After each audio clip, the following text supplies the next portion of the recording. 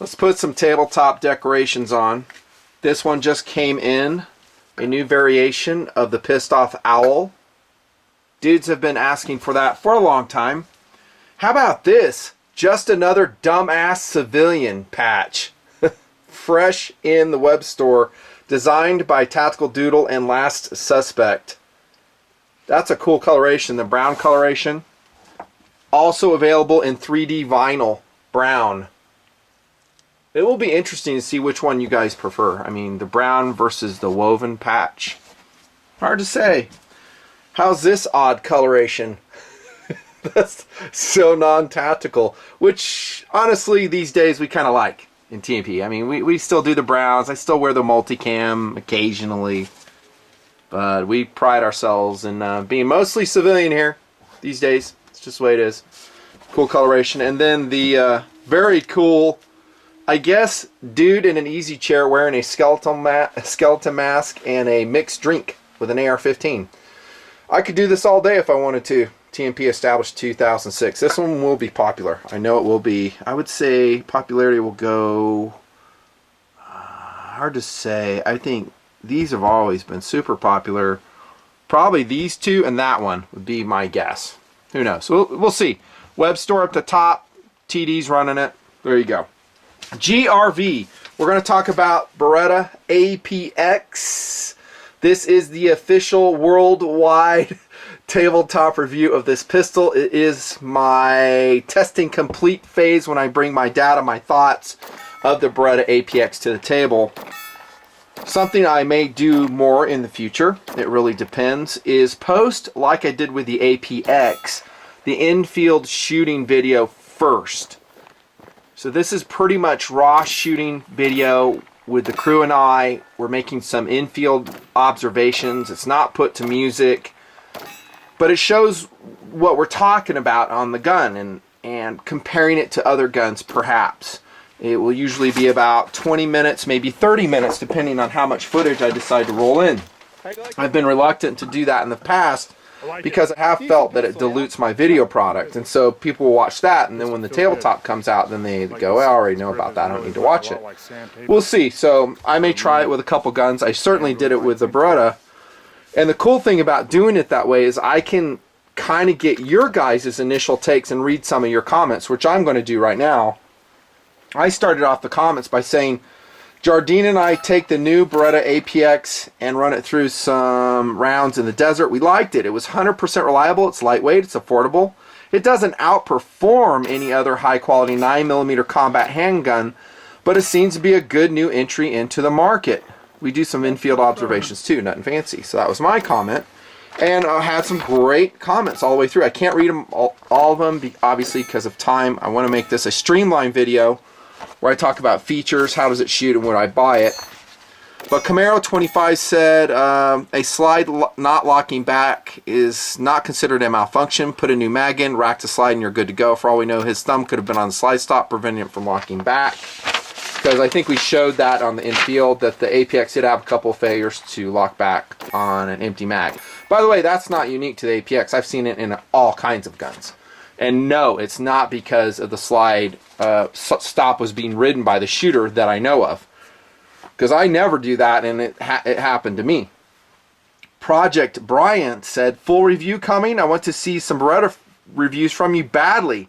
PX4 compact carry, APX, maybe even a Wilson Combat 92. PX4, maybe. I'll review it, and then no one will watch it. I don't think it's very beloved out there. I could be wrong. Ripcord Jr. says, Nutnfancy, I would consider the APX a go-to-war pistol. It knows what it's made for. She eats all the ammo you feed it. Nutnfancy GRV title. Holt 4415 says, Italian Glock? Question mark. I actually like that. That's pretty interesting. Might be a little bit controversial if I did that because, you know, if you compare everything to Glock, some guys get pretty excited about that. There's some conversation about whether Glocks are good looking, not good looking. Wicked Sensation says, Glocks are the standards all pistols are judged off of for a reason. I play with the APX at Impact today. I must say I didn't hate it. I actually liked the serrations. It felt and it felt pretty good in hand. I'd never give up my G19 for any gun made to date, says him. And I guarantee you there's a lot more that feel just like you. Wicked sensation. Krakosolve says, well, the ribs on this one provide easy grip on the slide with or without gloves. Even winter gloves might look ugly, but they work like a charm when I tried the gun. Someone else, I don't see his name, maybe it's on this page. Bill Fairfax, that's him, says, time for a new HK Volk pistol yet? Question mark. Like this, very glocky looking. Jerome something says, a desert is looking greener. That's nice. Yeah, we got a lot of rain out there. Niz Momam 420 says, I dig the new Glocketta. Surprised this didn't exist 20 years ago. Interesting. Straight White Maelstrom says, manufacturers seem to aim for cool and miss quite a bit these days. Looks like Beretta was trying to make a cool looking Glock but ended up with a flotation device. Looking Glock instead. Like you say, too much business going on the surface. Okay, just a couple comments. We'll talk about that, and let's start off with the looks. The APX, I think it actually looks pretty cool. I don't have any issues with the looks at all. Let's get this out of the way. Does it look like a Glock? Well, in the slide, not so much. I mean, we see these huge spaced slide serrations from the front all the way to the back of the APX. And at first, when we're shooting it, by the way, just as an aside, I wasn't sure I was going to like them, but you know, shooting them, it was fine. And I actually kind of like the looks of them. They're cool. They're different. Understand this, though. Manufacturers are always looking to differentiate themselves amongst the competition. And you'll see this again before the video ends. So a Glock is slab-sided, and they're like, we don't want that. We want something different. And they did it with APX, with the slide serrations. Now, various companies will give you maybe some science behind why they did it, but in reality, don't be fooled. It's mostly to visually distinguish the gun from the competition, create buyer excitement. That being said, this gun was an entrant, according to my understanding, to the MHS competition, and so it's been in development since 2013. Did they put that on there thinking, hey, this is going to go to the civilian market? They would be dumb not to, because so they make a lot of money off the civilian markets. And just ask, you know, Sig with the P320. That's adopted by the military now. Sig P320 sales have revived and are doing quite well from my understanding, because the military adopted it. It's always been that way. So Beretta maybe said, hey, if we get picked up in the competition, make it attractive to the civilian market. I'm just thinking. But overall, the looks are good. I like how the slide in the front is kind of angled back a little bit. That's different. This part definitely is very glocky. I said that in the infield testing, right? I mean, look, it is very glocky. Now that's a good thing, because I love the Glock trigger guard in as much I like the flat face on it. Yes, I've always said that. And the APX actually has a roomier trigger guard than the Glock. So thumbs up to Beretta for doing that, because I get some rub on the bottom here. Not a big deal. I'm not saying it is. But here with the Beretta, we have more room. As far as the top goes, again, we're just kind of looking at looks and aesthetics right here. It looks very glocky. Just like the comments said, right? I mean, you guys are on this. You don't need me to tell you this. You hear all the comments. And there's a lot more I could talk about, you know, saying how similar it is to Glock. And it kind of is in some respects. Trigger guard area, maybe the top, but in other ways, not so much. It kind of is its own creature. I like the look. So looks are very subjective. I mean, I said I did not like the Ruger American pistol. I'll totally stick with that. And I don't think that gun, as I predicted, is selling well at all. I think it's just kind of sitting on the counters. That's what I said then. I'll stick with that. By the way, this is going to come in different colorations for the grip frame housings of the Beretta APX. They initially released, of course, the all-black version. But I've seen OD, Flat Desert Earth, and gray grip frame housings that you can put on your APX. So you can change it a la Sig P320. Because you have a serialized chassis, which you can see in here, the serial number buried inside. So that's the actual firearm, which is a smart thing to do if and when you want to change grip frame housings. And now I've always said that too is a marketing thing. I don't think most guys are going to do it. I think they're just going to buy, in this case, the APX, run it as is, and they will never buy another frame housing. If you want to do caliber conversions and different colorations, I just don't see a lot of guys doing that. Like a Glock right it here? is a selling point, however. Maybe there are some out there.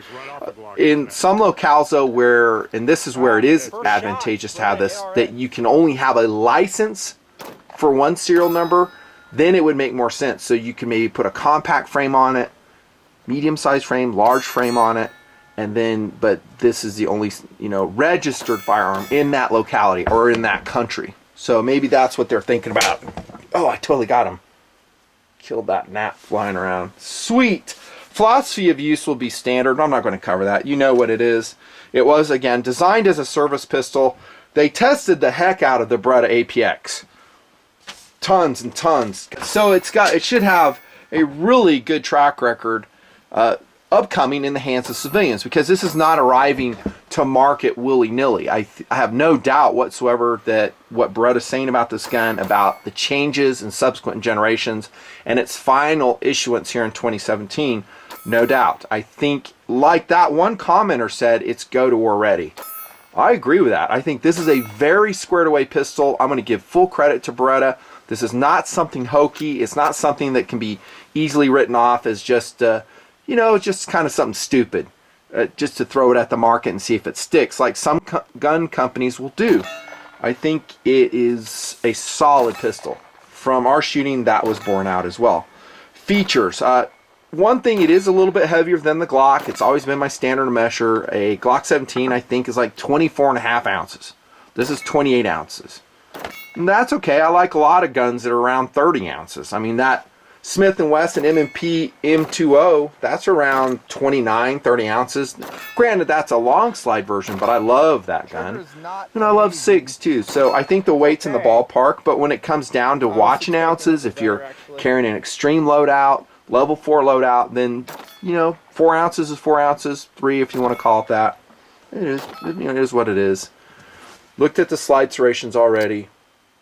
I didn't have any holsters to run it in. I was making a comment on the infield shooting portion. Will this shred holsters? Now, this portion here is the one that's going to be going in and out of the holster. I think it won't, but I just don't know. Because if you kind of tweak it a little bit and this is rubbing against your Kydex, you might chew it up. I do still have that concern, and we didn't have a holster available specifically for this gun. So we didn't really have that data. The width of the slide is going to be, if I'm looking at the ambidextrous slide lock right here, by the way, so it's on the left side, right side for lefties like Jardine. It's overall, the width is very similar to Glock, but if I measure it right here, it's just a little bit wider, 33 millimeters wide. Looking at the sights right here, I like the sights. They're made of steel. Some people will complain Glocks are made of polymer. They don't like it. I just have never seen the plastic sight to be a problem, and except with police officers who run them pretty hard and use it as a duty pistol over the span of years. I have seen them worn down on those guns, but civilians not so much. That being said, I do myself like metal sights. They don't weigh hardly anything, so you might as well go with it. I like the larger milled dovetails of the APX. Those are cool. Standard 3-dot variety. I think other sites will be made available, and I predict this gun will be a seller for Beretta. So I think if and when you do buy a Beretta APX, you're going to find accessories for it. You'll find sights for it as well. Now this is something interesting. It's kind of like the M9 92F with a raising firing pin block. When I shot in the military, and I shot competitively in the Guard, that is. And I always notice it. I actually like shooting the M9. I don't love it, but I could deal with it. And at the time, I couldn't get authorization to shoot my M11, so I'd run an M9. But you'll see this has kind of that same dynamic as you have the safety plunger kind of riding up, kind of showing what you're doing, right? You know, it's kind of a rising and falling safety plunger. Is that obnoxious? Well, if you look at the sight, it's actually completely occluded by the sight. So you don't notice it, nor did I when I was shooting it.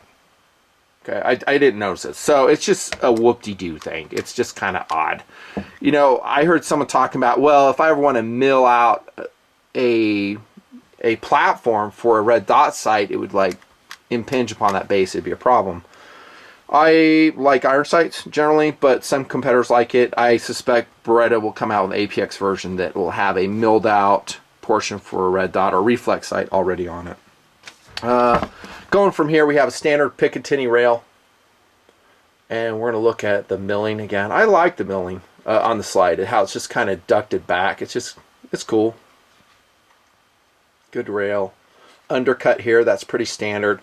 Easily reversed magazine catch for lefties. So this is really a good lefty pistol, the APX.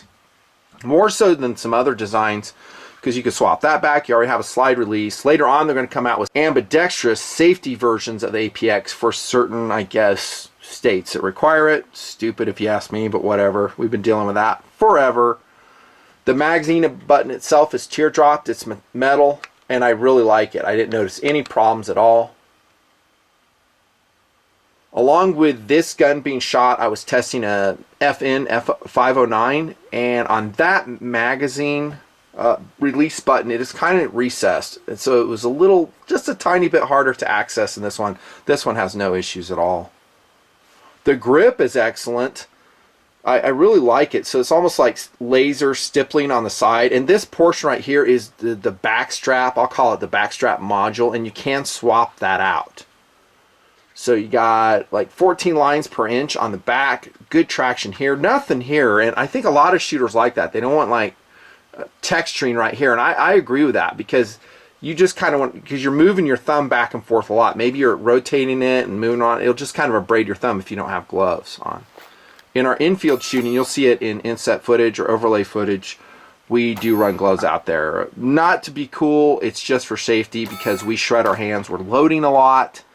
We're on wood, we're on the dirt, rocks, hauling steel. Gloves are just mandatory. It's not even the realm of not being needed. And our fingers are all blown out. I'm talking the gloves of the fingers, because we load so much. They just don't last. I don't care what glove it is.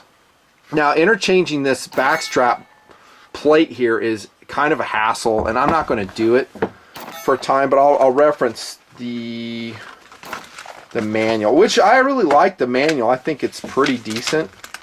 And it's in here somewhere. Here you go. So changing the back straps. I hear it is a pain in the butt. I did not do it. I'm not going to waste time. But they say it's not easy to do. And so think twice before you do it. And it's more tedious than it has to be. That's kind of universal on the APX from what I've studied so far. Why did they make it so complicated? I don't know. You know, and it is an interchangeable grip frame. Why do we need an interchangeable backstrap system? I don't know. So it's just what they did. Just what they did. The trigger. It's okay. I don't think the APX trigger is anything special. On my trigger scale, it pulls at a very crunchy, indistinct 7 pounds. They will talk about the reset being a very short 3 millimeters. And it seems short. I don't know. The trigger was just, I forgot we said in field. You know, I think we were saying that. And it's not always consistent. So sometimes I'll take something in field, and in subsequent outings, I change my mind on it. Maybe I'm shooting at indoor range. Have more time. I have less distractions. I can concentrate on the pull better. I don't know. But if I remember, I'm not super impressed on the trigger. Well, and here comes a Glock comparison. Deal with it. The Glock trigger I much prefer over the APX trigger. I much prefer. It's not even close. Another thing I love about the Glock over this one, we have the paddle blade in the trigger, and it almost completely recesses into the trigger, so we're really not feeling it. Granted, you have this portion protruding. On the APX, it's almost completely, well, I shouldn't say it's that big of a deal. It really is a minor concern. But you can see it. It's just kind of visible. I don't want to make a big deal of that, but I am going to leave that in because it's interesting. Interesting. Other points on this. How's it feel in hand? I actually like it. I think it feels great. The traction, the grip angle, all that's good. I don't see any problems with it at all. Now, is it my most favorite grip ever? No.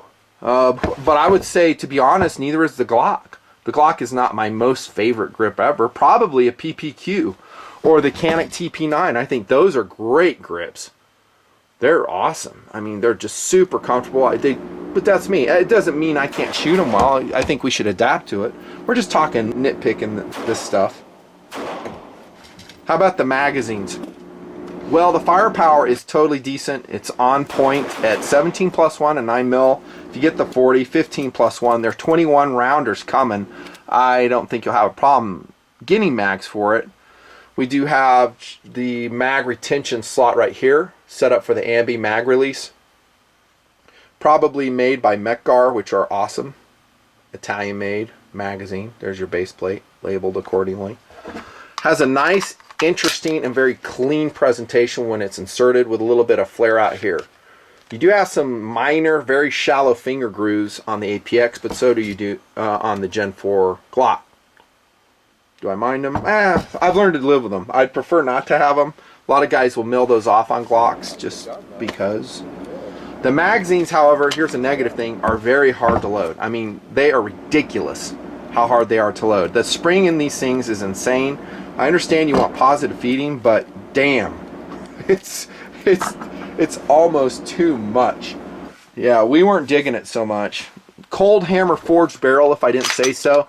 Super high quality. Having shot the Beretta series in the military for years and seeing these guns cleaned after thousands and thousands of rounds, I can attest to barrel quality from Beretta. You'll see that in accuracy too. These are really good barrels. I have no doubt in my mind. And that takes us to kind of a minor downside again, and that's field strip. And I'll probably screw it up because it's kind of non-standard. So the big thing is, well, not the big thing, but some guys have complained, hey, I don't like pulling my trigger prior to field strip. I've never had a problem with it, but we'll roll with that. And then we're going to push to field strip it. We're going to push this button really hard. And that's the issue. It's that it's kind of a hard press, and then you rotate this around, and then you got to keep holding it. And now we're going to release this. I'm just going to pull the trigger. It's easier.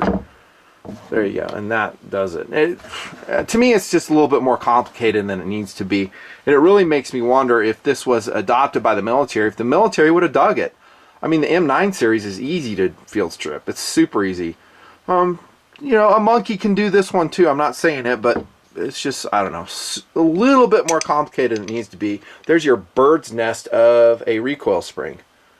But again, Beretta will say, hey, that recoil spring is going to last 4 times longer than a normal recoil spring is what they're saying. Quick look at the barrel. It's just different. I mean, it's not a huge deal. And then we're going to look at the stainless steel chassis here in a second too. In fact, right now. Big slide rails, just like you see in the Sig series, like the 320 and the 250. It's very similar to that.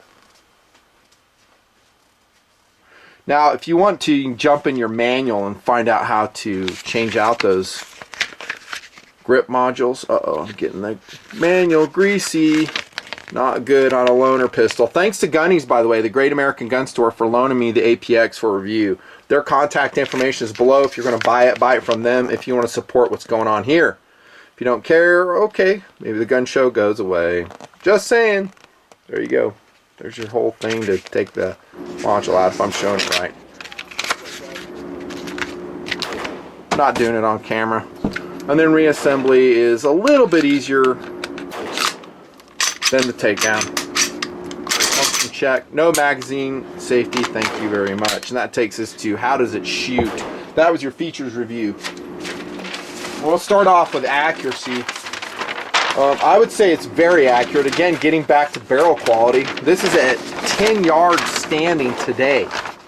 You'll see the footage with my backup camera, which is not great. My other one had all types of crap in the lens, and I had to send it back for service.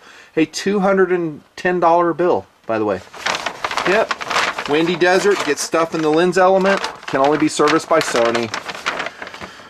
Bummer. I won't have my normal camera for a couple weeks. I don't want to buy another one yet. There's a nice group. Really nice group there. Is that 2 or 3? It might be 2 shots. thought it was three shots. And this is at 10 yards. This is an 8 yards. So that's good.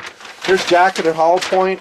I think I had 124 grain coming out of here. Not a great group. I can't really remember if that was me or not. It might have been. But I was kind of surprised that my group wasn't quite as good. Now, these are plus P rounds, if I remember right.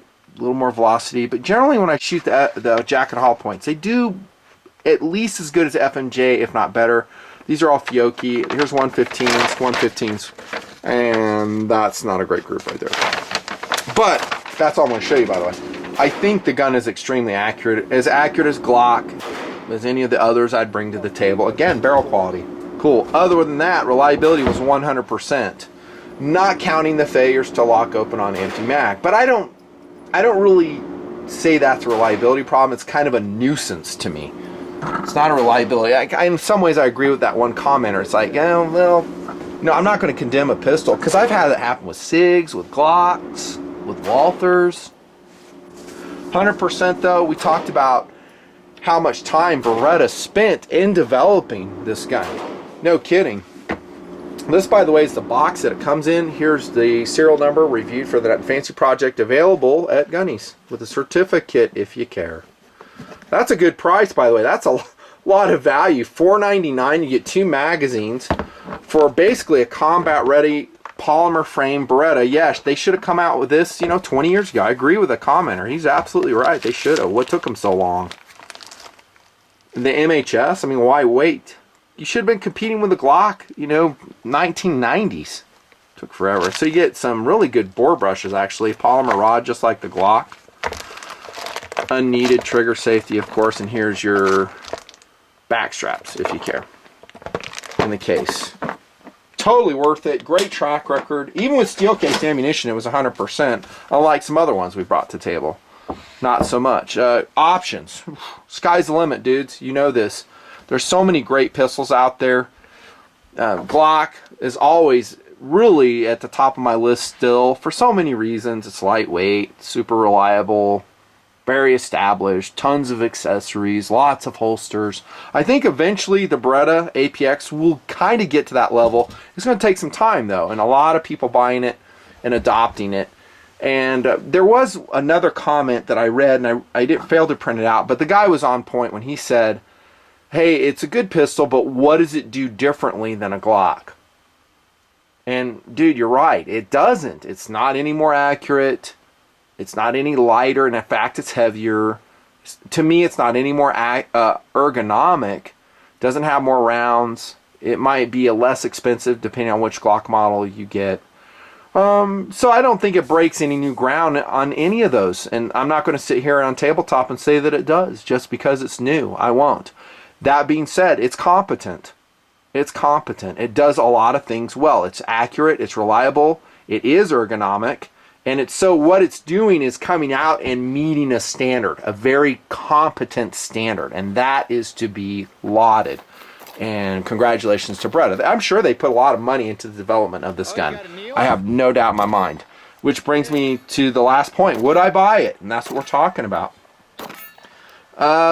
It really is a mixed bag for me of would I buy it, because I kind of go back to what does it do differently than other guns.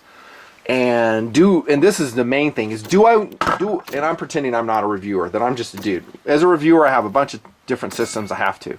But if I'm a non-reviewer and I have a Glock system, a Sig system, maybe a Canik TP9 system, the answer is no, I wouldn't buy it.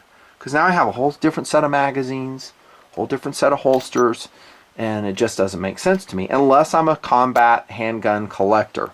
Dig? And then maybe I would. Maybe I wouldn't. Right now, the answer is no, I wouldn't. I'm not saying I hate it. I think it's a great pistol. But would I go out and spend $500 on it? I may spend $400 on a TP9, and have. That's a great gun. And this one excites me a little bit more than that one. It just does. I just like how it shoots better. I like its ergos, its looks, and it comes coated. The TP9 is such a great gun. So is the Beretta APX, but guys are going to ask, and I'm just totally honest and truthful. So that's where I'm standing now, subject to change. That being said, I think APX will be hugely successful for Beretta. I think it's going to establish a fan base, and rightly so, because it is a great gun. Review complete. Thanks for the comments, and I might do that again. So raw footage and then the tabletop. Tell me in the comments if you like that process, and if you'll watch both. That's the key, really. Out.